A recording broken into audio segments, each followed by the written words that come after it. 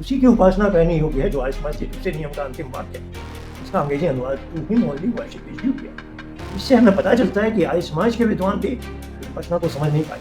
कुछ लोग कहते हैं कि अपनी बुद्धि के अनुसार मात्र ईश्वर का विचार मनन चिंतन कर लेने से असल में वैसा कर्म उपासना है। उपासना उसके समीप बैठना है, उसके समीप बैठने का जिसको भी रिक्विजिट बोलते हैं, एक्शन ऑफ माइंड वो है आवश्यक।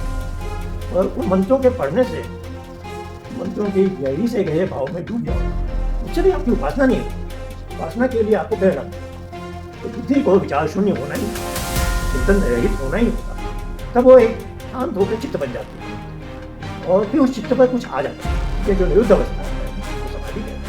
इसमें धातु था धारण करने, यानी ईश्वर ने मुझे अपनी गोद में ले लिया। जो संप्रज्ञात समाधि है वह चित्त की निरुद्ध अवस्था में प्राप्त होती है।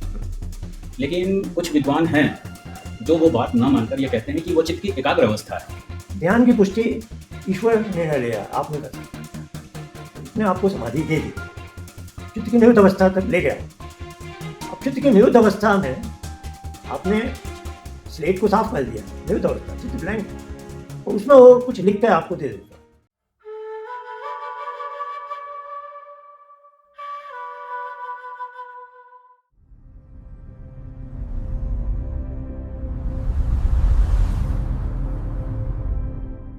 आचार्य जी, आपका स्वागत है।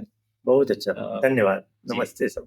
तो आपके साथ यह मेरा पहला फर्स्ट एवर पॉडकास्ट है जो दर्शकों के लिए बन रहा है। और जैसा हम सभी जानते हैं, आप उपासना के मर्वज्ञ हैं और सांख्य दर्शन पर भी आपने एक यूनिक कमेंट्री वगैरह भाष्य अपने लिखा है। इसको लेकर कुछ हम आपसे प्रश्न करना चाहेंगे। बिल्कुल। और दर्शकों को भी थोड़ा सा रुचि बढ़े इस उपासना मार्ग में। पहले तो मेरा प्रश्न है कि जैसे कि आप आर्य समाज से जुड़े हुए हैं, तो आर्य समाज का जब यह दूसरा नियम बोला जाता है तो उसमें एक उपासना शब्द आता है, जिसका अंग्रेजी में वो अर्थ कर देते हैं वर्शिप। तो ये आचार्य जी, ये जो उपासना है और जो वर्शिप है वह एक ही है आज के परिप्रेक्ष्य में, या फिर ये भिन्न भिन्न अलग अलग? इस पर आपके क्या विचार? नहीं, बहुत अच्छा है प्रश्न अनिल जी ने पूछा। अच्छा, उपासना असल में एक बहुत व्यापक क्षेत्र है। जैसे कर्म ज्ञान और उपासना, या महर्षि दयानंद ने एक वेदांती भाष्य भूमिका में जो 4 वेदों के 4 विषय, 4 प्रमुख विषय, मुख्य विषय बताए। तो ऋग्वेद का विज्ञान, यजुर्वेद का कर्म, सामवेद का उपासना और अथर्ववेद का ज्ञान, ऐसे बोला। तो कर्म और ज्ञान के बारे में तो कोई विवाद नहीं है, सब जानते हैं कि बहुत ही व्यापक क्षेत्र है। सारे मनुष्य ने कर्म के लिए और ज्ञान के लिए तो हम जानते हैं विद्यालय, महाविद्यालय, विश्वविद्यालय, पुस्तकालय, इंटरनेट, सभी चीजें। ये भी जो पॉडकास्ट है इसका भी संबंध ज्ञान से। तो जैसे कर्म और ज्ञान का व्यापक क्षेत्र है, वैसे ही उपासना का भी व्यापक। और जैसे आज भाषा में बोलते हैं कि we are a composite of body, mind and soul.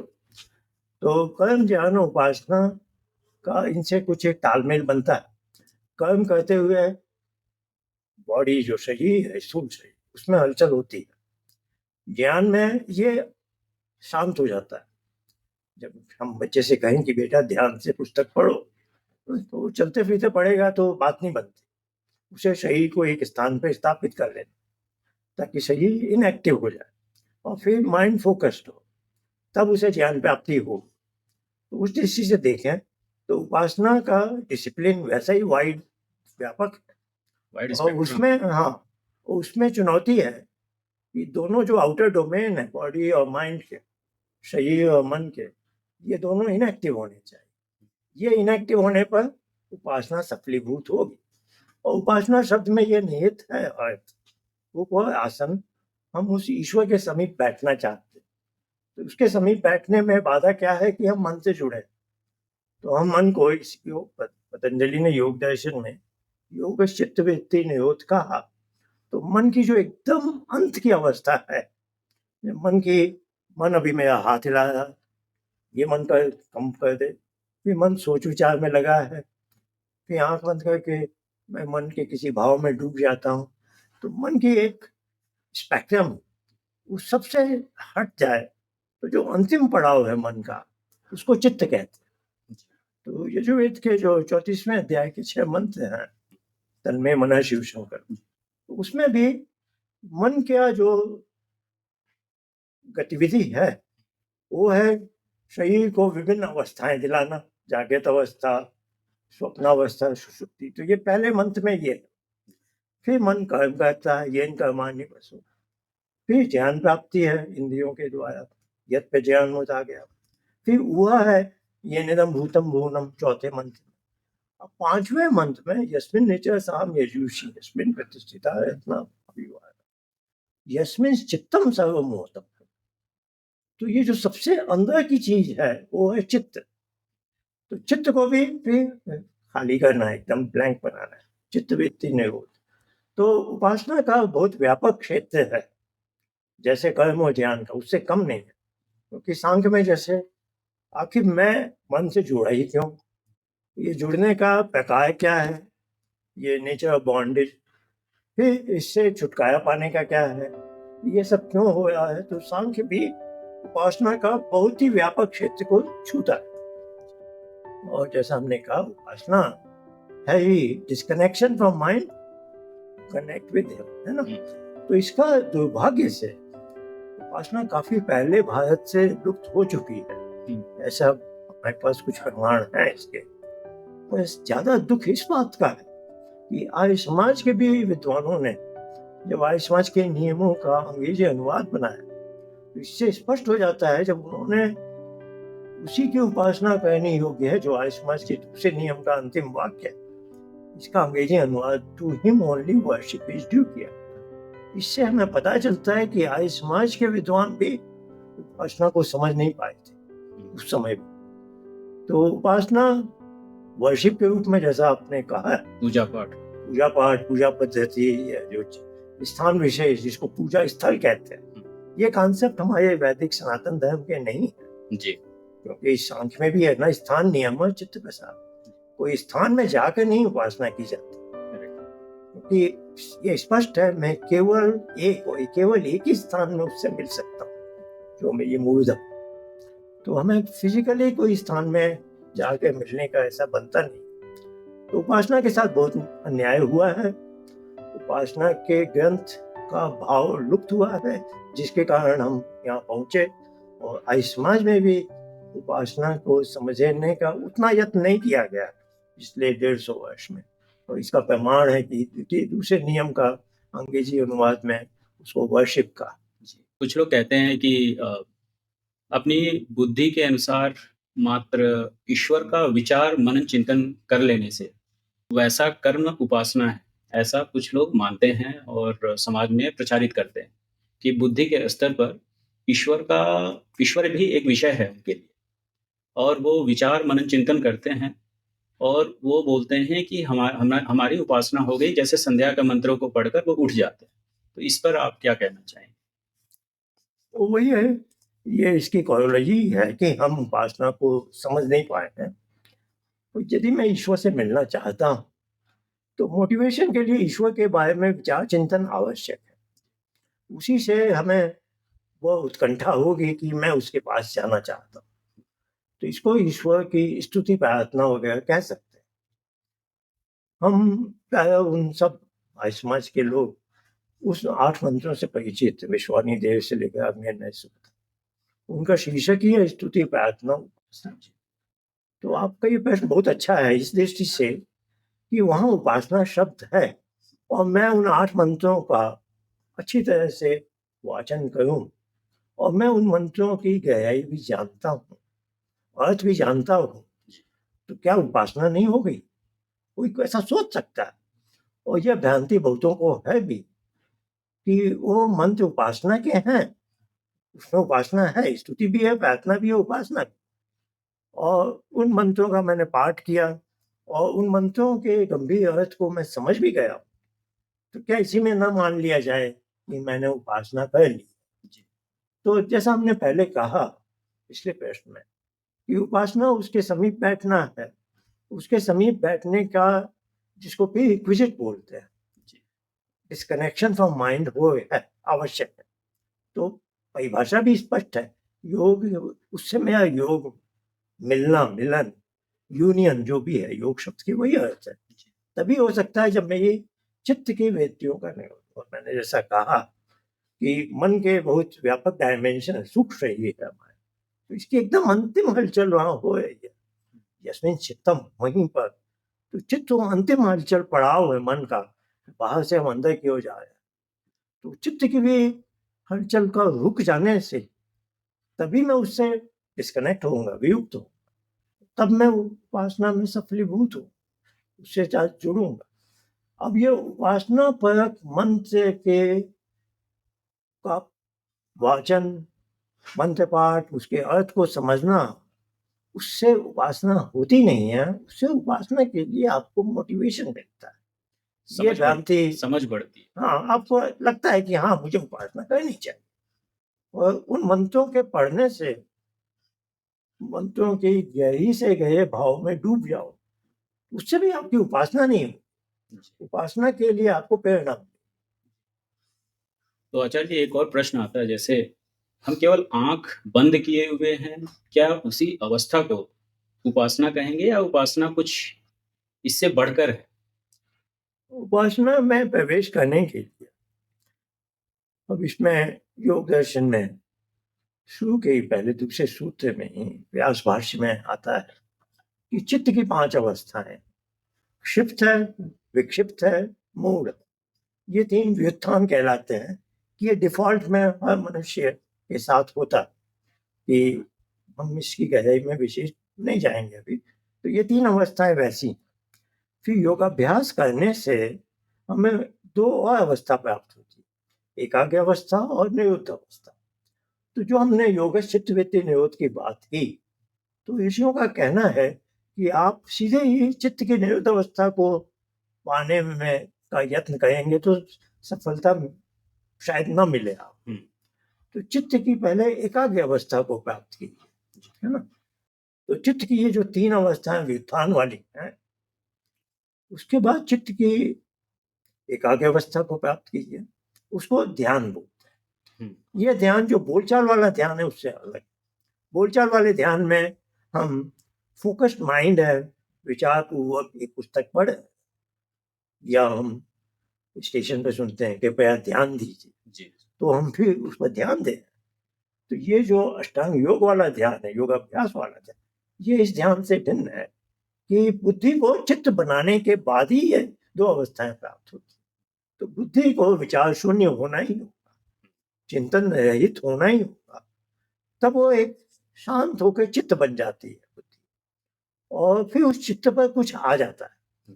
तो एक चुनी हुई चित्तवृत्ति हम लाते हैं, और उसको यदि हमने उस पर के प्रति एकाग्रता, उसको पतंजलि ने कहा एकतानता, उसकी यूनिफॉर्मिटी आ जाए, वो हिले नहीं और वही की वही बनी है, तो हम बोलते हैं मैंने ध्यान की अवस्था को प्राप्त कर, और वो चुनी हुई चित्तवृत्ति भी हट गई, तो चित्त ब्लैंक हो गया, खाली हो गया, तो हमें निरुद्ध अवस्था प्राप्त हुई। तो इस तरह से हमें योगाभ्यास से चित्त की अवस्थाओं को, विशेषकर एकाग्र और निरुद्ध अवस्थाओं को प्राप्त करके उपासना में सफल हो सकते हैं। और इसके अच्छे अच्छे उपाय बताए गए कि धारणा में कैसे उस चुनी हुई चित्तवृत्ति को धारण करना और उसको सस्टेन करना ताकि ध्यान बन जाए, और फिर उससे भी विदा ले लेना ताकि चित्त की निरुद्ध अवस्था हो। इसके हमें लाभ हैं, बहुत सारी बातें। जी, आचार्य जी, बहुत अच्छा रहा कि आपने उपासना के विषय में समझाया। इसमें एक और बहुत गहरा प्रश्न मेरे मन में आ रहा है इस समय, कि जब चित्त हमारा बिल्कुल ब्लैंक है, खाली है, बिल्कुल ब्लैंक और खाली है, तो वह भी तो एक प्रकार की चित्त की वृत्ति है, जो खालीपन है। तो क्या उस खालीपन में ही हमें खो जाना चाहिए ध्यान करते-करते, या फिर कुछ और ही करना चाहिए? ये थोड़ा गहरा प्रश्न है हमारे दर्शकों के लिए। हाँ, नहीं, ये स्वाभाविक है। जी। आपके मन में भी है और दर्शकों के मन में भी होगा कि चित्त को मैंने ब्लैंक निरुद्ध कर लिया, जी। तो वहाँ कुछ भी नहीं है। जी। तो ये एक, किसी को लग सकता है ये बड़ी उबाऊ चीज है, क्या है ये? पर आप देखें तो हमें दैनिक जीवन में भी एक बहुत अच्छी अवस्था मिलती है जिसको हम सुषुप्ति कहते हैं। जी। सुषुप्ति से भी सबको लगाव है, अनुराग है कि उससे बड़ी शांति मिल जाए, अच्छी नींद आ जाती। तो सुषुप्ति में भी वही है, ब्लैंक है चित्त। वो कोई नहीं कहता कि मुझे अच्छा नहीं लगा उसमें, जी। तो सबको अच्छा लगे। जी। 2 घंटे की हुई है तो सब कहेंगे मुझे 4-6 घंटे की हो तो और भी अच्छा। तो ये जो चित्त की रिक्त अवस्था है वो वैसी है नहीं, ये सुषुप्ति से भी एक स्तर ऊंची है, क्योंकि इसमें मैं सुषुप्ति में मैं शुद्ध-बुद्ध खो चुका हूँ, मुझे नहीं मालूम था। पर ये जो निरुद्ध अवस्था है जिसको समाधि कहते हैं, इसमें धातु धारण करने यानी ईश्वर ने मुझे अपनी गोद में ले लिया। तो ये इसमें आप शुद्ध-बुद्ध है, आप जो हो रहा है ठीक है, अच्छा है, पर आप उसमें ये क्या हो रहा है, ये चाहे आकाश जैसा है, ये सफेद है नारंगी, आप इसमें विवेचना में चले गए तो आप चित्त से बाहर आ जाएंगे, बुद्धि बन जाएगी, फिर तो आप अंतर्म योग में ही नहीं। तो इसमें बंधे रहना ही उचित है। इसका ये अभ्यास अच्छा है, इसमें हानि तो है नहीं, कोई लाभ है बहुत सारे, धीरे धीरे पता चलता रहता है। तो आचार्य जी, जैसे अभी अभी पूर्व में आर्य समाज के नियम के विषय में हम थोड़ा सा चर्चा की है कि सबको उपासना करनी चाहिए उस ईश्वर की। तो उसी आर्य समाज का जो पहला नियम है वह नियम बताता है कि सब सत विद्या और पदार्थ विद्या से जो जाने जाते हैं उन सब का आदिभूत परमेश्वर है। तो इसमें 2 प्रकार की विद्या को क्यों ऋषि ने लिखा? सत्य विद्या से उनका क्या तात्पर्य है और पदार्थ विद्या से क्या तात्पर्य है? दोनों भिन्न कैसे हो रहे हैं और से उन्होंने कैसे अलग-अलग कर दिया? देखिए, विद्या शब्द है विद धातु, ज्ञानार्थ है व सत्तार्थ है। जिस वस्तु की सत्ता है, जो वस्तु विद्यमान है, उसे हम जानना चाहते हैं, उसके समस्त धर्म गुण हम जानना चाहते हैं। यह उस वस्तु विशेष की विद्या, जैसे काष्ठ है, बादल है, वायु है, पृथ्वी है, और स्वाभाविक है मनुष्य की वो उत्कंठा है, जो जो चीज विद्यमान है जगत में उसको जानना चाहता है, क्योंकि उस वस्तु में उस वस्तु की विद्या निहित है। और जब वो उसने जिस अंश में वो जान लेता, पूर्ण अंश में तो वो कोई विद्या नहीं जान सकता, और जिस अंश में वो विद्या को जान लेता है वो उसका ज्ञान है। जी। तो अंग्रेजी में विद्या और ज्ञान के लिए एक ही शब्द है नॉलेज, और हमारे साहित्य शास्त्र में ये 2 अलग शब्द है। विद्या है नॉलेज एग्जिस्टेंट, जो इनफाइनाइट है, और ज्ञान है जो मैंने नॉलेज एक्वायर्ड कर, जो एक सीमित है ना। तो विद्या और ज्ञान को हमें समझना हो। अब विद्या, हर वस्तु में उसकी विद्या समाहित है। अब ये ऐसा हुआ क्यों? ऐसा हुआ क्यों कि जिस ईश्वर ने सृष्टि की रचना की है, उसने ये वायु, पृथ्वी, जल, बादल, काष्ठ, उसने सब बनाए हैं। तो उन सब चीजों में उस वस्तु की विद्या को प्रयोग दिया है उसने, है ना। तो सब सत्य विद्या और जो पदार्थ विद्या से जाने आते हैं, तो ये काष्ठ एक पदार्थ है। इसको मैं कैसे जानता हूँ? मैं आंखों से इसका रूप देख रहा हूँ, अपनी त्वचा से इसका स्पर्श देख रहा हूँ, अपनी ज्ञानेंद्रियों से मैं इसमें जो विद्या निहित है उसको एक अंश में जानने का यत्न कर रहा हूँ।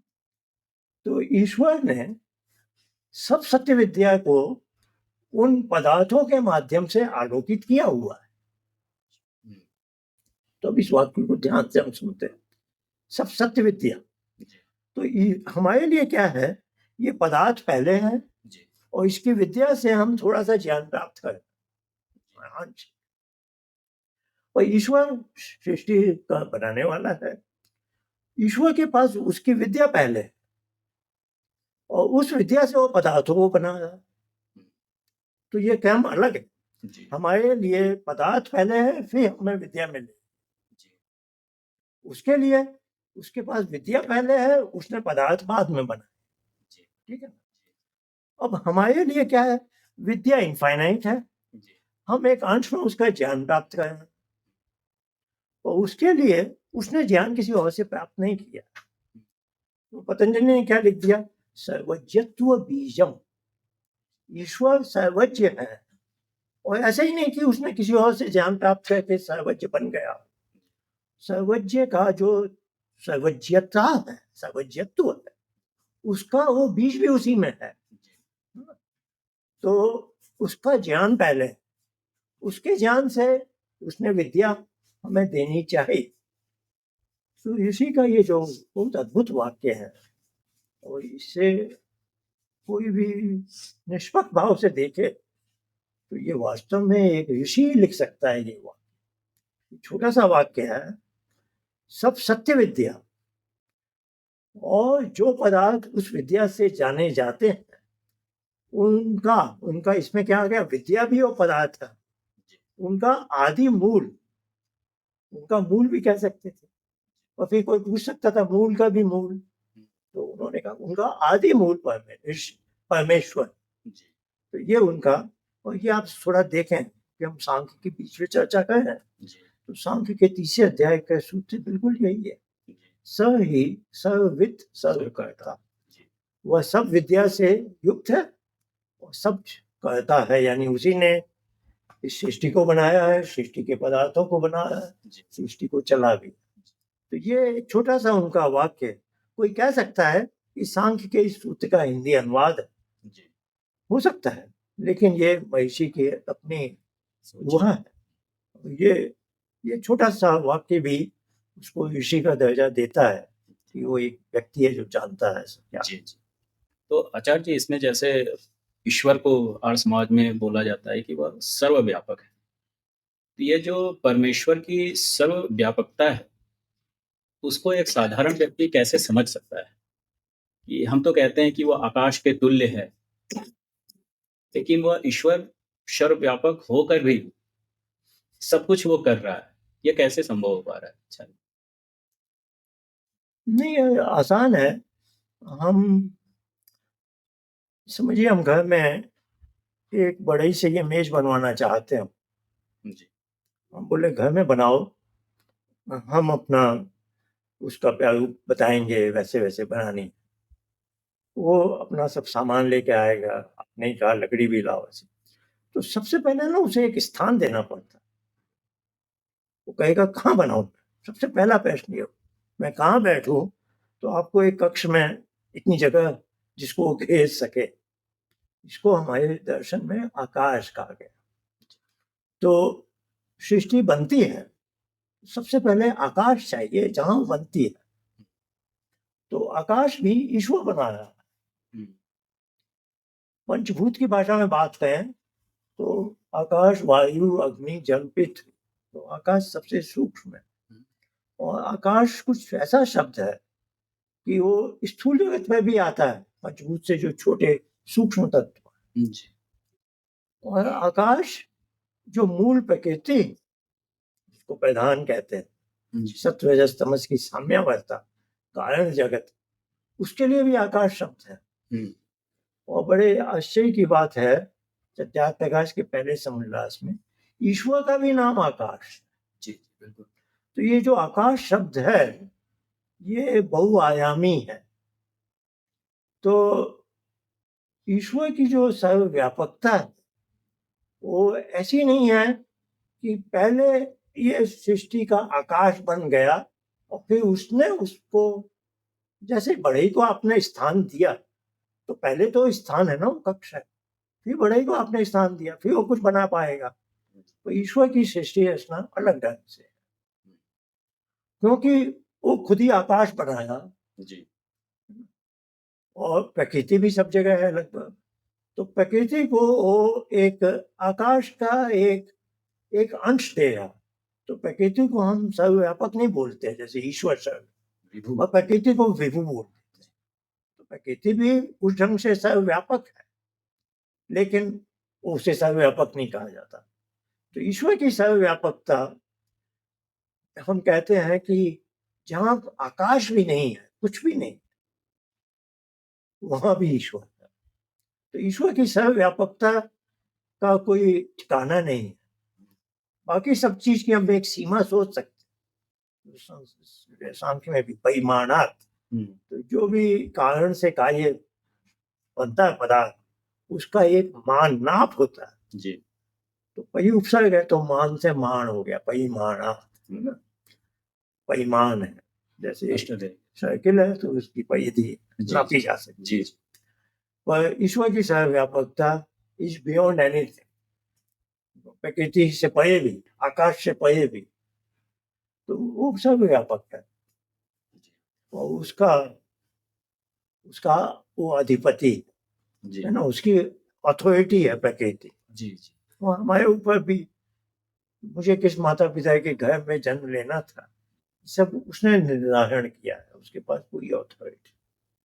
आचार्य जी, जैसे समाज में बहुत सारे शब्द प्रचलित हैं कि उसको ईश्वर भी कहते हैं, परमेश्वर भी कहते हैं, ब्रह्म भी कहते हैं, जगदीश्वर भी कहते हैं। तो उस ईश्वर के ही गुणों के हिसाब से तो नाम समझ में आता है, लेकिन ये ईश्वर, परमेश्वर और ब्रह्म, ये भी गुणों के आधार पर ही उसके नाम हैं? तो दयानंद ने साफ साफ लिखा ना, जी गुण कर्म स्वभाव, जी वो तीनों हमेशा उनकी भाषा ऐसी है, जी गुण कर्म स्वभाव। ईश्वर के जितने नाम हैं वो या तो उसके गुण को अभिलक्षित कर बताते हैं, या कर्म को, या स्वभाव। तो हर नाम के पीछे एक कोई रहस्य जी है वही ऋग्वेद में है ना, एकम सद विद्या बहुधा वदन। एक ईश्वर, एक वाले तो बहुत से मंत्र हैं। जी जी वो स्तुति प्रार्थना मैत्रेय की दया जाए जगतो बभूव, एक आ जाए, और कॉमन सेंस से भी किसी भी संस्था का एक चीफ एग्जीक्यूटिव होता है। तो ईश्वर तो एक है, उसमें कोई, और नाम बहुत सारे, सैकड़ों, कई सारे, मैं कल्पना नहीं कर सकता। तो बहुत सारे तो वेद में ही हैं, बहुत सारे मनुष्यों ने अपने भक्ति भाव से बनाए हैं। तो ईश्वर को अपने अपने ढंग से सबने अभिव्यक्त किया। तो अभी अपने परमेश्वर ईश्वर का नाम लिया, वो भी क्योंकि आर्य समाज के नियम में, पहले नियम में अभी हमने देखा परमेश्वर, और दूसरा नियम शुरू हुआ ईश्वर सच्चिदानंद। तो ये स्वाभाविक है, आर्य समाज से जुड़े सब में ये, वहाँ परमेश्वर यहाँ ईश्वर क्यों? इसका समाधान बहुत आसान है, परमेश्वर सर्वव्यापक है। जी तो परमेश्वर जब, उसको हम बोलते हैं सबल ब्रह्म, वो प्रकृति से जब इंटरेक्ट करता है सृष्टि बनाने के लिए, सृष्टि चलाने के लिए, तो उसको ईश्वर कहते हैं। तो सांख्य योग में ईश्वर शब्द आता है ज्यादा। क्यों? क्योंकि हम बोल रहे हैं कि ये सूर्य ईश्वर का बना, तो हम ईश्वर का एक तरह से अनुमान कर रहे हैं, ये अनुमान प्रमाण, उसके बनाए सूर्य को, उसके बनाए वायु को, उसके बनाए पृथ्वी को देखकर, समझकर, ये ईश्वर, ईश्वर ऐसा होगा, है ना?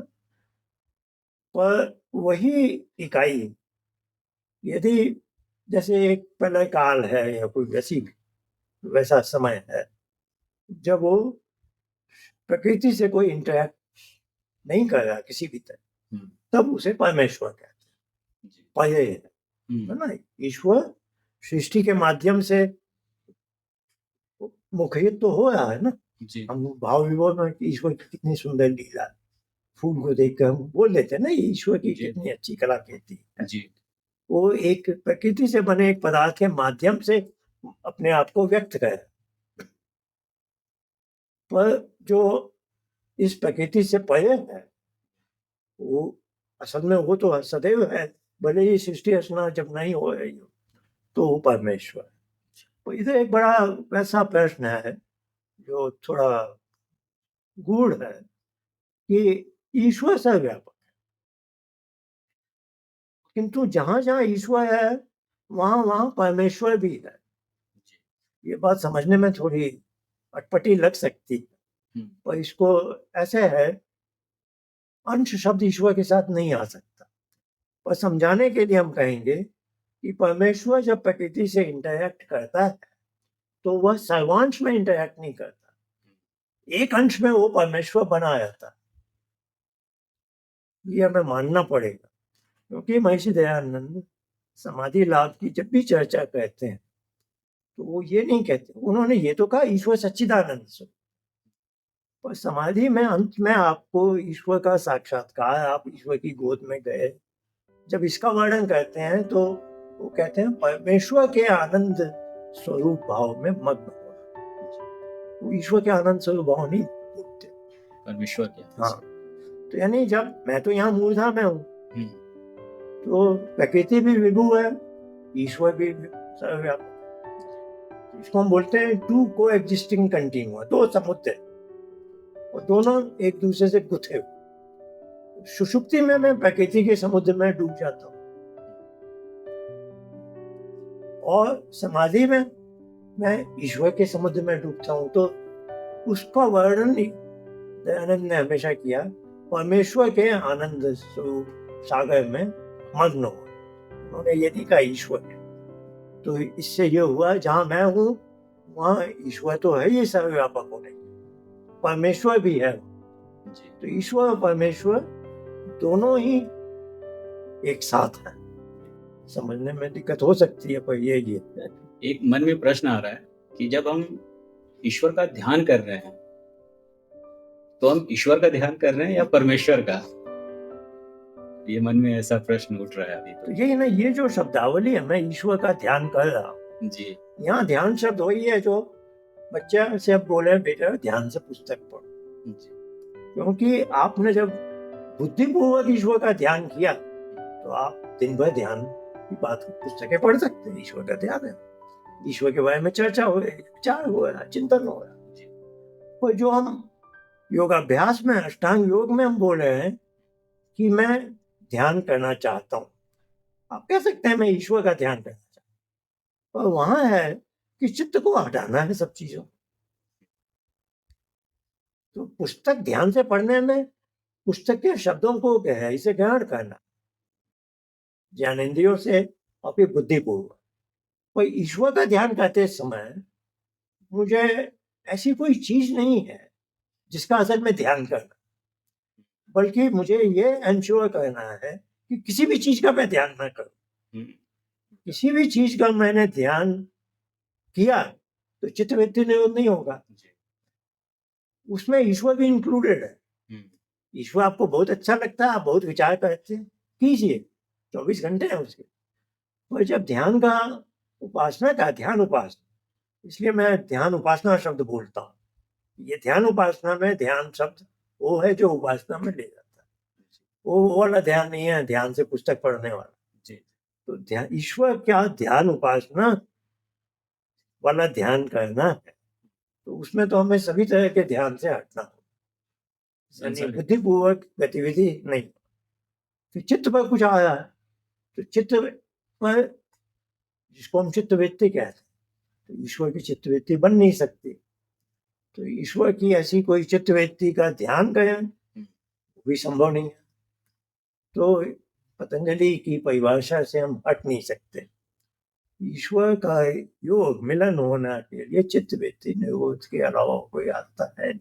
जी आचार्य जी, जैसे हम ध्यान करते हैं तो ध्यान से समाधि में हम प्रवेश कैसे मतलब हो सकता है हमारा समाधि में? क्या हम स्वयं जाते हैं या फिर ईश्वर हमको लेकर जाएगा? तो क्या हमारा कोई व्यक्ति, सांसारिक व्यक्ति, कोई हमारा समाधि गुरु हो सकता है?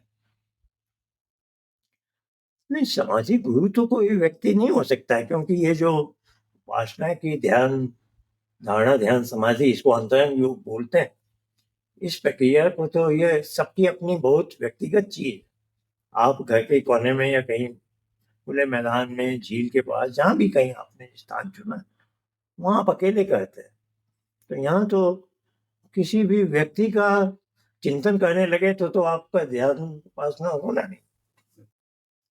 पर हाँ, कोई व्यक्ति है जिसने आपको कुछ सिखाया है, कुछ उपदेश दिया है, एक अध्यापक, गुरु, जो भी आप कह लीजिए, तो उसकी शिक्षा से प्रेरणा पाकर आप ध्यान का अभ्यास करें, ये तो है। पर धारणा, ध्यान, समाधि की प्रक्रिया में उस व्यक्ति के बारे में विचार या चिंतन करना तो बाधक होगा ना जी से। अब जहां तक ध्यान और समाधि का अंतर।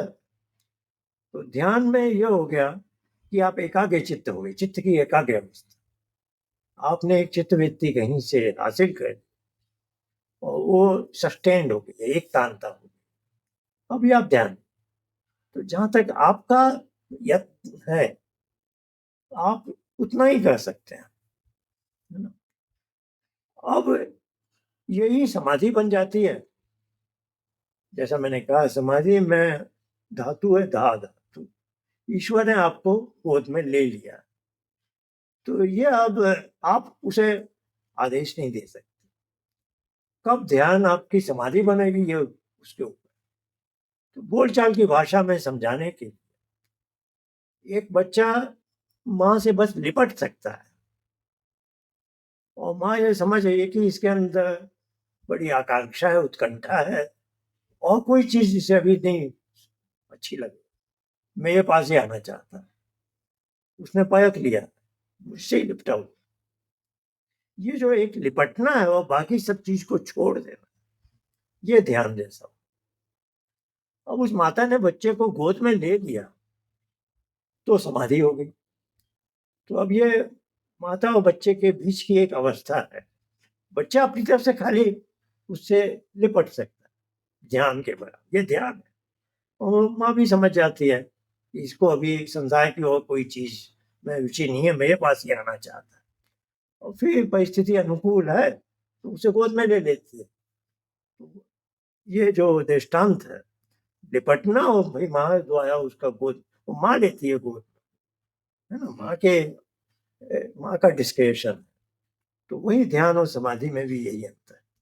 हम अधिकतम ध्यान तक जा सकते हैं। तो ईश्वर देख रहा है कि हाँ भाई, इसे कोई और चित्तवृत्ति नहीं आ रहा है, दूसरी बाधक चित्तवृत्तियां आ रही हैं, यानी ये अपने सांसारिक चीजों में लगा हुआ। तो आचार्य जी, जैसे हम अभी समाधि की बात कर रहे हैं, तो योग दर्शन में भी देखने को मिलता है कि समाधि 2 प्रकार की होती है, संप्रज्ञात समाधि और असंप्रज्ञात समाधि। महर्षि व्यास जी ने बड़ा ही स्पष्ट लिखा है कि जो संप्रज्ञात समाधि है, वह चित्त की निरुद्ध अवस्था में प्राप्त होती है। लेकिन कुछ विद्वान हैं, जो वो बात ना मानकर ये कहते हैं कि वो चित्त की एकाग्र अवस्था है। इस पर आपके क्या विचार? नहीं, मैं दूसरों की बात पर कुछ कहना नहीं चाहता अभी, पर हाँ, योग दर्शन में जो लिखा है उसका आशय जहाँ तक मैं समझता हूँ इस प्रकार, जो मैंने भी बालक और माता का भी दृष्टांत दिया, तो उसी में समझिए वो ध्यान था कि वो बालक माता से लिपट गया और परिणाम स्वरूप अब एक चीज और हो सकती है कि माता ने उसे एक मिठाई देकर कहा चले जाओ, बाद में मैं फिर बुलाऊंगी तुम्हें, या बाद में फिर आना। अब ये जो मिठाई देकर उसे विदा कर दी, वो गोद में नहीं लिया, ये है संप्रज्ञात समाधि।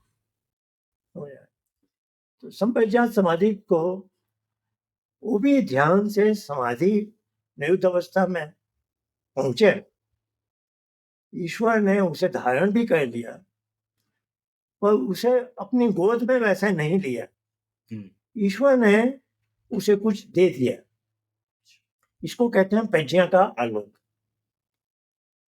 तो इसको संप्रज्ञात समाधि का, वो पतंजलि योग सूत्र में आता है, पहले अध्याय का 7वां है, वितर्क विचार आनंद अस्मिता संप्रज्ञात समाधि। और इसके बाद भी एक सूत्र में समाधि प्रज्ञा श्रद्धा वीर्य समाधि प्रज्ञा। तो समाधि के बाद प्रज्ञा का, इस बात को समझना होगा। तो ध्यान पुष्ट हुआ, धारणा पुष्ट हुई तो ध्यान मिला। ध्यान की पुष्टि ईश्वर निर्णय लिया, आप नहीं कर सकते। उसने आपको समाधि दे दी, चित्त की निरुद्ध अवस्था तक ले गया। अब चित्त की निरुद्ध अवस्था में आपने स्लेट को साफ कर दिया, निरुद्ध अवस्था, चित्त ब्लैंक, और उसमें वो कुछ लिख कर आपको दे देता, वो है प्रज्ञा का आलोक। व्यास ने बोला है कि ये भी एक के बाद एक होती है, वितर्क विचार आनंद अस्मिता। तो ये सीढ़ी से गुजरना पड़ता है। इसके बाद एक हुआ है असंप्रज्ञात समाधि। तब वो हो गया जैसे माता ने उसको गोद में ली, वो वैसी हो। अब चित्त माध्यम, चित्त से तो डिस्कनेक्ट है, पहले भी डिस्कनेक्ट था, पर चित्त का माध्यम का ईश्वर ने उपयोग किया और उसे कुछ प्रज्ञा का आलोक मिला, जो हमने उस मंत्र में भी देखा, यस्मिन् निचरसाम यस्मिन् चित्तम सर्वम।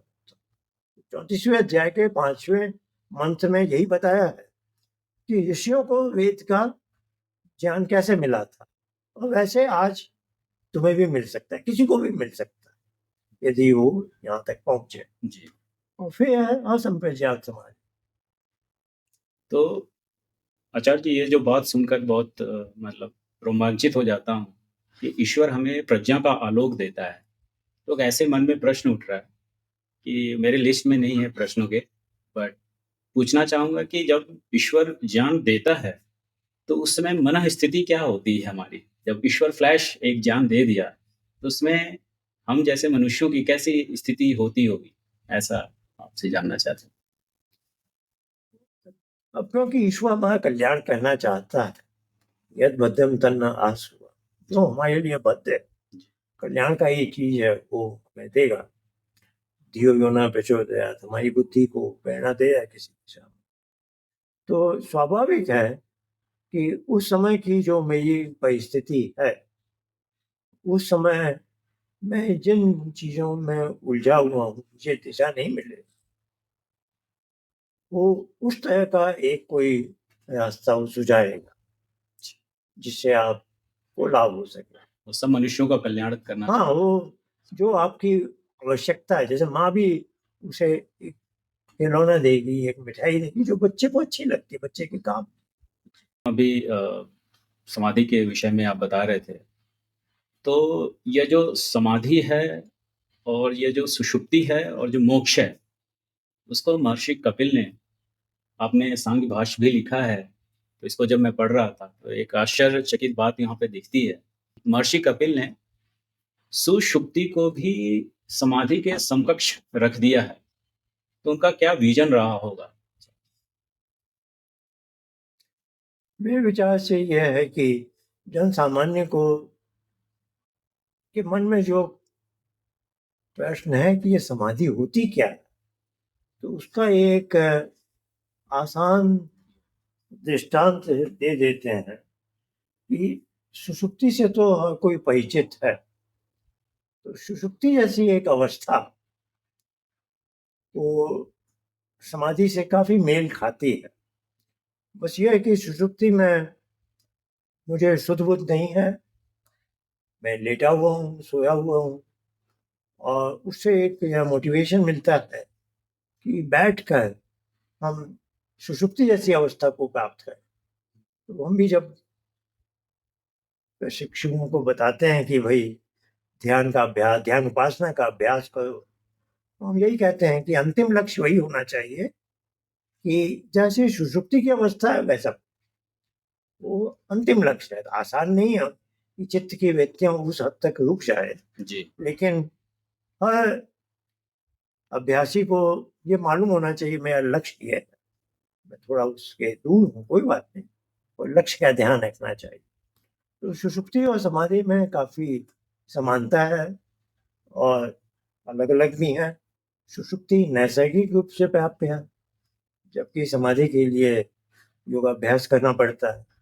सुषुप्ति में मनुष्य जैसा जाता है, मनुष्य थकान तो मिटती है, और उसका व्यक्तित्व वही है जो व्यक्तित्व के हमारे इस योगाभ्यास उपासना योग के संदर्भ में व्यक्तित्व के दो पैरामीटर, एक है चित्त की अशुद्धि और एक है अहंकार में एक सांसारिक संसार से बांधने वाले संस्कार जिनको क्लेश कहा गया। तो योगाभ्यास का यही उद्देश्य है। सुषुप्ति में ये दोनों चीजें जैसी की तैसी आपको अगली सुबह वापस मिल जाती, इनमें अंतर नहीं आता। और आप योगाभ्यास करेंगे, समाधि लाभ होगा, तो चित्त की अशुद्धि भी नष्ट होगी और बाद में एक क्लेश के संस्कार भी कम होंगे। तो ये अंतर है दोनों।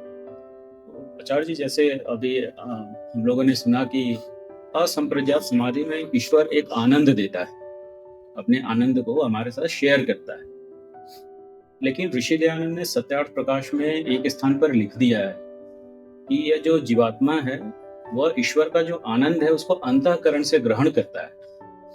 तो इसमें कंफ्यूजन हो सकता है किसी को कि यह चित्त की निरुद्ध अवस्था कैसे है। तो इसमें आपके क्या विचार? वो शब्द देखना होगा मुझे, क्योंकि महर्षि दयानंद के शब्द का काफी वो गहराई होती है उसमें। वह जैसे योग के लिए हमने कहा चित्त वृत्ति निरोध, तो सुनने में लगा है कि चित्त ही बाधक है जो मुझे ईश्वर से नहीं मिलने दे। चित्त भी अंतःकरण के अंतर्गत है। अंतःकरण बुद्धि के लिए बुद्धि का ही लेटेंट स्टेट चित्त है, तो अंतःकरण में वो आई।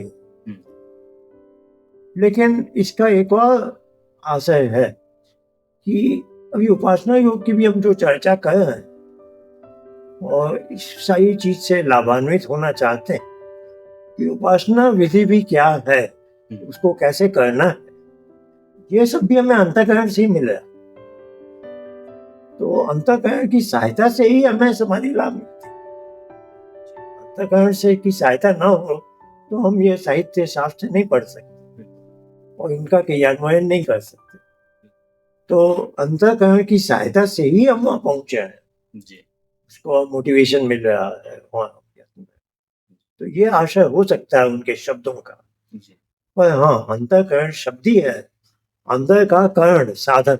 जी। तो अंतर सबसे अंतःकरण तो बुद्धि ही है पहला, कि बुद्धि ही आत्मा के सबसे निकटतम है। वही बुद्धि जब विचार शून्य है, अध्यवसाय बंद कर दे तो चित्त है। जी। तो अब असंप्रज्ञात समाधि की जहां तक बात है, संप्रज्ञात समाधि में तो चित्त की भूमिका की हमने बात कर ली। चित्त पर ही प्रज्ञा का आलोक, वो माध्यम है। असंप्रज्ञात समाधि में चित्त की निरुद्ध अवस्था के बाद पुरुष है, आत्म तत्व है, वो उससे अलग हो और अब वो प्रकृति के समुद्र में नहीं है, ईश्वर परमेश्वर के आनंद स्वरूप में है। तो अब तो चित्त से वो नहीं है। तो इसमें अब दो बातें हो सकती हैं कि अभी उसके क्लेश के संस्कार तनु तो हैं, बहुत कम है, तभी तक वहां पहुंचा है जी। तो अभी तनु भी है या एकदम समाप्त भी हो गए, या एकदम समाप्त हो जाए तो मुक्त हो गया, जीवन मुक्त हो गया। तो ये दो छोटी वैसी संभावनाएं हैं। पर हाँ, इससे जब वो बाहर आता है तब उसे आनंद का जो अनुभव होता है उससे अभिभूत है। तो उसके अंदर स्वाभाविक प्रश्न है कि ये मुझे क्या चीज, क्या अनुभव हुआ। तो यह प्रश्न का उत्तर सांख्य में और सब जगह यही है कि यह आनंद उसका है जो मुझे वहां उन क्षणों में मिला। यह मेरा अपना गुण नहीं है, अपना होता तो मैं सदैव आनंद में होता। तो इसको वो ईश्वर साक्षात्कार, यानी ईश्वर को जैसे मैंने पा लिया, जान लिया, ये ईश्वर साक्षात्कार का एक अनुभव है।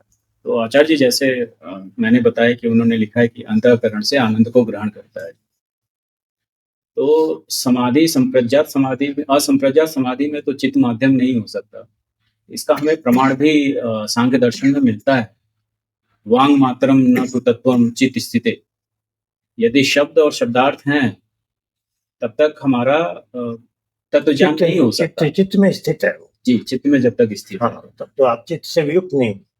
तो इस प्रश्न में बड़ा एक और इसका भाव है, क्योंकि संप्रज्ञात समाधि में भी वितर्क विचार आनंद अस्मिता वाली 4 स्टेज है, इसमें भी आनंद, उसमें भी आनंद। तो एक बार हम भी कभी चर्चा कर रहे थे अपने दोनों, तो सत्यार्थ प्रकाश में प्रसंग है न्यून आनंद, आनंद अधिकार आनंद। ये न्यून आनंद वाला है, इसमें वो जीवात्मा उसको छू रहा है उस आनंद सागर जी। जो, पर हाँ चित्त अभी है जी। चित्त के, या हम ऐसे कह सकते हैं कि यह, क्योंकि चित्त भी सत्व प्रधान है जी। चित्त की जो सत्व प्रधान की अवस्था को सामने देख रहा है, तो वो भी एक अपना जिसको हम कहते हैं कि चित्त की निज शक्ति, जी, वो वैसे उसको उसको संप्रेषण कर रही है, जिसको पा रहा। जी। तो इसमें तो अंतःकरण की भूमिका स्पष्ट है, चित्त माध्यम है ये। अब आचार्य जी कुछ साइंस की बातें करना चाहते हैं। ऋषियों के साइंस की बातें करना, जो ऋषियों ने विज्ञान ग्रहण किए ईश्वर से। अब तो जो मॉडर्न साइंस है, आजकल उसको विज्ञान कहकर प्रचारित किया जाता है। लेकिन ऋषि दयानंद ने बड़ा ही स्पष्ट रूप से ऋग्वेदादिवा शून्यका में लिखा है कि परमेश्वर से लेकर पृथ्वी पर्यंत पदार्थों का यथार्थ बोध, उसका उपयोग करना, यह विज्ञान है। तो ये जो पदार्थ विद्या है, जो विज्ञान हम ऋषि मुनियों को मिला है, तो सत्यार्थ प्रकाश में स्वामी दयानंद सरस्वती जी ने भी लिखा कि एक अणु में 60 परमाणु होते हैं। तो आचार्य जी इसका क्या रहस्य है? ये तो मैंने कहीं पुस्तक में देखा ही नहीं, ये संख्या। तो ये कहाँ से मिली होगी, कैसे? हाँ, ये उनके सत्याग्रह प्रकाश के अष्टम समोल्लास में है। तो यह है ना, जो स्थूल जगत है, जो इंद्रियों के द्वारा जाने जाते हैं, तो इसमें भी थोड़ी कंडीशनलिटी है। जी, तो सांख्य में एक सूत्र है जो अति दूर है जी, कुछ, यानी इंद्रियों के द्वारा जाने जा सकते हैं, लेकिन अब दीवार के पीछे जो है वो नहीं जाना जा। तो जाने जा सकते हैं, लेकिन जरूरी नहीं कि जाने जाएं। लेकिन फिर एक विचित्र उनका की मान्यता है ऋषियों, विचित्र है कि हमें सुनने में अटपटी लग सकती है कि प्रकृति के बने ही कुछ सूक्ष्म पदार्थ हैं, जी, जो जिनकी जो इंद्रियातीत है। हुँ, इंद्रियातीत कहने से कम मुझे ये आभास मिलता है कि उनकी इंद्रिय वृत्ति बन ही नहीं सकती। नहीं तो किसी का कोई ऐसा सोच सकता है कि हम कोई बहुत मैग्नीफाई कर ले किसी वस्तु को, छोटी सी वस्तु को इलेक्ट्रॉन माइक्रोस्कोप के नीचे लाएं तो देख सकते हैं। और मेरा ऐसा मानना है, गलत भी हो सकता है, कि सूक्ष्म जगत के जो पदार्थ हैं, जिनको ऋषियों की शब्दावली में इंद्रियातीत कहा है, जी, उनकी इंद्रिय वृत्ति नहीं बन सकती। जो एक उनका मैकेनिज्म है, स्थूल पदार्थ इंद्रिय के द्वारा जाने जाते हैं, उनकी इंद्रिय वृत्ति बनती है, फिर उसको इंद्रिय प्रणाली के द्वारा वो बुद्धि वृत्ति बनती है। जीवात्मा बुद्धि सब संवेदी है, उसे बोध होता है, ये उनका मैकेनिज्म है। तो मेरा ऐसा सोचना है कि सूक्ष्म जगत के जो पदार्थ हैं, उनकी इंद्रिय वृत्ति नहीं बन सकती, वो इंद्रियातीत है। यही मैं अर्थ लगाया हूँ अभी तक। तो भविष्य में पता नहीं बदलना हो वो क्या होगा। अब सांख्य की बात करें तो दूसरे अध्याय में जहाँ मन के बारे में चर्चा है, तो मन की ये जो 3 अंतःकरण है, जो एक अंतःकरण तो बुद्धि है मुख्य, ये अहंकार और मनस। तो इनकी सामान्य कारण व्यक्ति जो है, वो प्राण 5 प्राणों के द्वारा है। तो वहाँ है पंचवायव। जी, तो वहाँ जो शब्द है 5 प्रकार के वायु, ये बहुवचन है। और इससे कोई व्यक्ति चिंतित भी हो सकता है कि ये क्या बला है, जी, क्योंकि वायु शब्द स्थूल 5 पंचभूत का एक पदार्थ है। हुँ, और यहाँ है सूक्ष्म जगत के 5 वायुओं, बहुवचन में कहें। तो जो आपने कहा कि अष्टम समोल्लास में एक, यहाँ एक बात बहुत आवश्यक है, वो समझनी चाहिए। मैंने अपने सांख्य भाषा में उसका जोर दिया कि अणु जो है स्थूल जगत का, स्थूल पदार्थ का सबसे छोटा पदार्थ, कण है, हुँ, सबसे छोटा। आपने भी कहा ना, एक अणु में 60 परमाणु। तो अणु है स्थूल जगत का, जी, परमाणु है सूक्ष्म जगत का पदार्थ। और एक अणु के साथ वो 60 परमाणु जोड़ है, तो 5 तो अणु है ही, आकाशीय, वायु वाला, अग्नि वाला, जल वाला और पृथ्वी वाला। यहीं से 60 गुणे 5, 300 की संख्या बनती है। यानी ऐसा हमें संकेत मिल रहा है कि ऋषियों ने सोचा ऐसा कि 5 प्रकार के वायु का तो वर्णन सांख्य में है।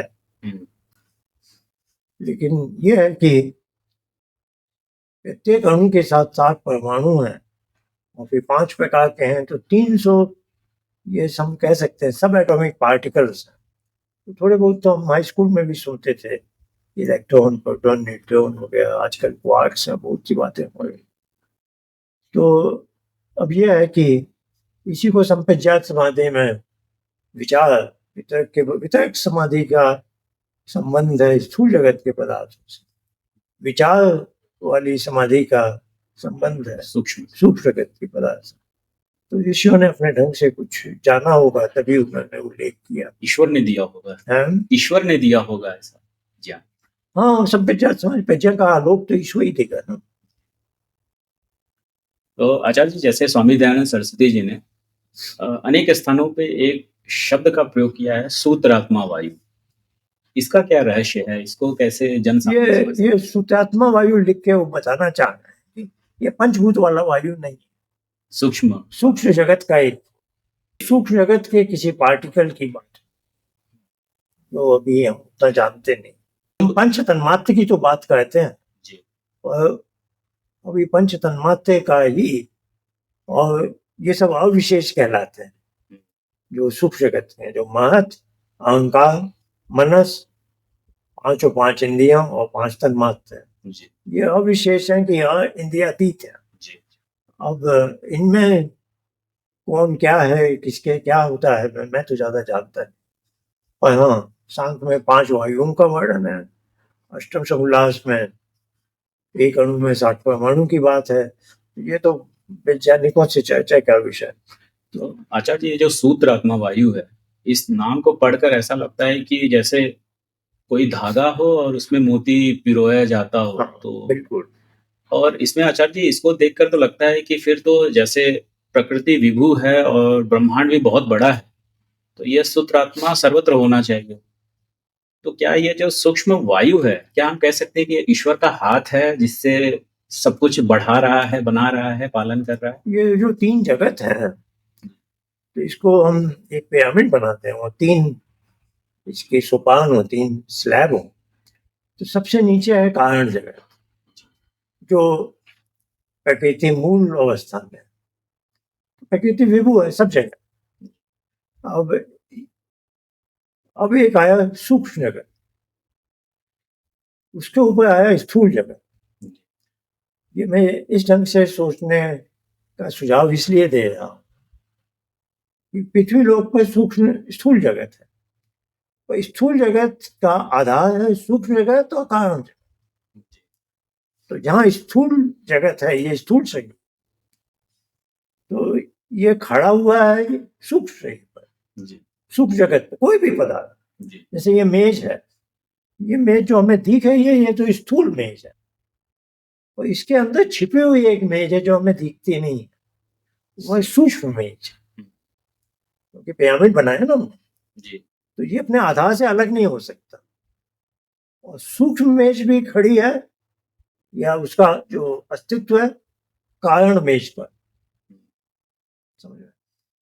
अब हम अंतरिक्ष लोक में चले जाएं, अंतरिक्ष लोक में स्थूल जगत नहीं है, तो ये ऊपर का तीसरा सोपान नहीं, वह सूक्ष्म जगत है, जो उसमें जैसे शुद्धात्मा वायु, शुद्धात्मा वायु के नीचे कारण जगत है, तो वह हो गया उसका जो सूत्र में जो मोती बंधा हुआ है, तो सूत्र हो गया कारण जगत, मोती हो गया सूक्ष्म जगत।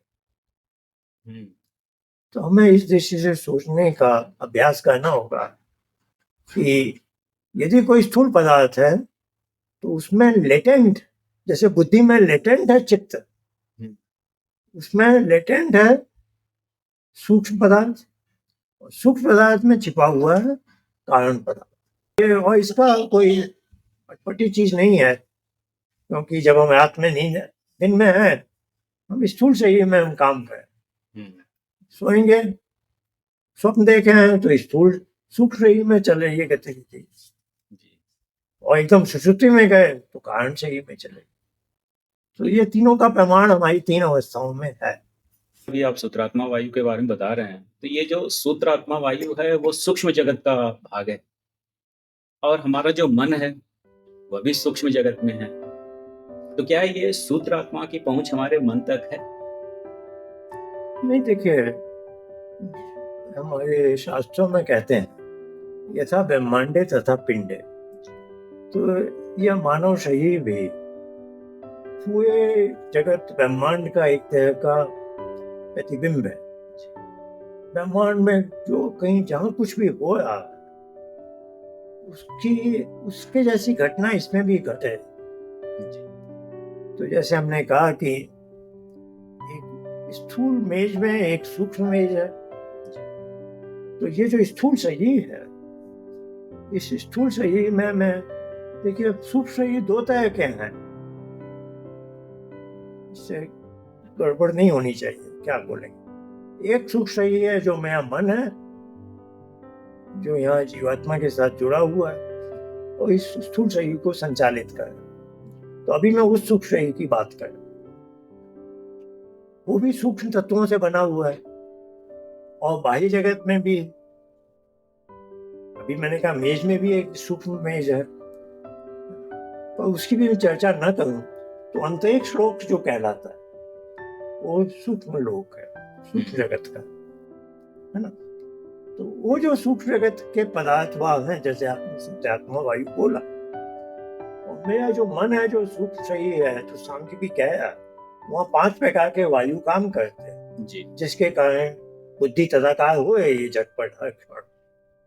तो ये साम्यता तो है।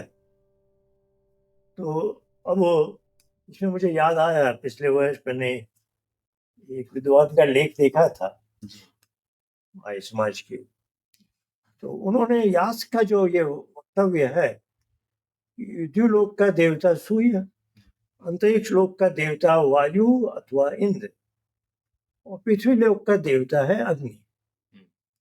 ये यास्क ने ब्रह्मांड के थ्री डायमेंशंस के बारे में बात की।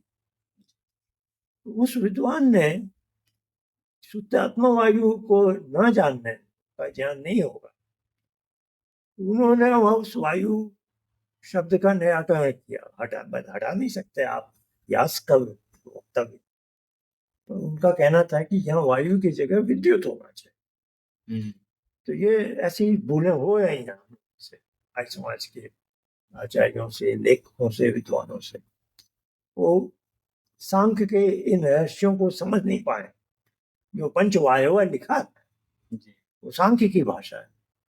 5 प्रकार के वायु हैं और सूक्ष्म शरीर में सूक्ष्म जगत काम कर, सूक्ष्म जगत में सूक्ष्म वायु काम कर, जिसको दयानंद ने वेदभाष में जगह जगह सूत्रात्मा वायु लिखा है।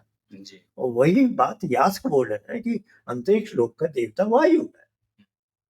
इसमें बहुत तादात्म्य अच्छा बना है। अब उस वायु को न समझ, उसको पंचभूत वाला वायु समझ ले कोई, भी बोले कि यहाँ विद्युत होना चाहिए, गलत बात है।